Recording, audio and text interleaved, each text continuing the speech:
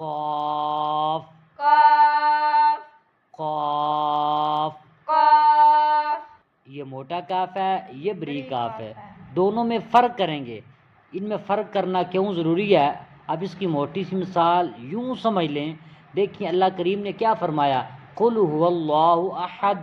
اے محبوب فرما دیجئے، اعلان کر دیجئے اللہ ایک ہے. یہ جو قل ہے اس کا مطلب ہے محبوب آپ کیا کر دیجئے، فرما دیجئے، فرما دیجئے. یہ موٹا کاف ہے وہاں پر.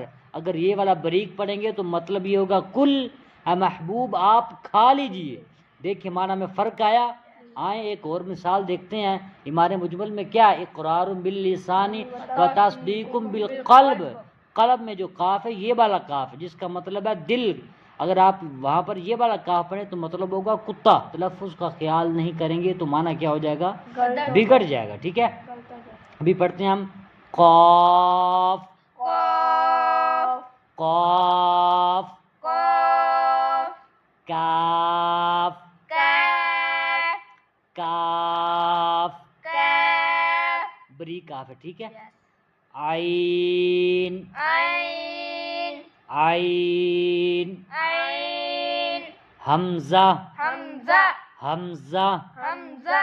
با با با.